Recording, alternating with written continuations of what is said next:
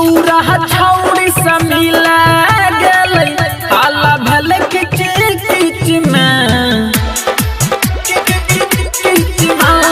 छौरा छौरी से मिला गेलै आला भले किच में ऊपर वाला केहन चीज बनल कई दूगो जान के बीच में ऊपर वाला केहन चीज बनल कई दूगो जान के बीच में छौरा छौरी से मिला गेलै हाला भेल किच में ऊपर वाला केहन चीज बनल कई दूगो जान के बीच में ऊपर वाला केहन चीज बनल कई दूगो जान के बीच में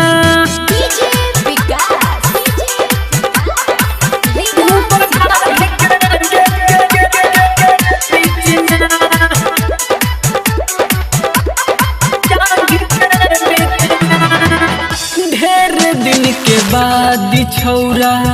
रहे जोशियाइल पतरा गेलै दुनू टाट गेलै पिटाइल रे भैया ढेर दिन के बाद छौरा रहे जोशियाइल पतरा गेलै दुनू टाट बहुते पिटाइल छौरा छौरी से पूछा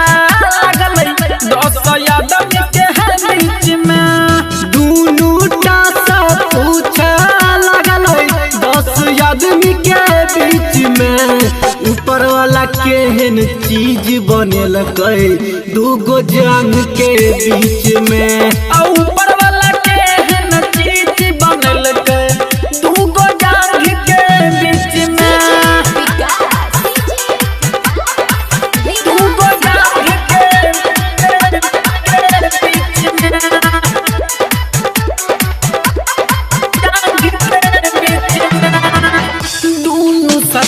रात बितैना रहै बेजोर में छौरा छौरी पकड़ा गेलै 4 बजे भोर में 4 बजे भोर में दुनू साथ में रात बितेने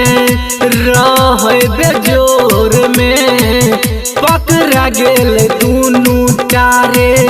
4 बजे भोर में अरे महानंद के छोड़ के गेलै नीरज संगे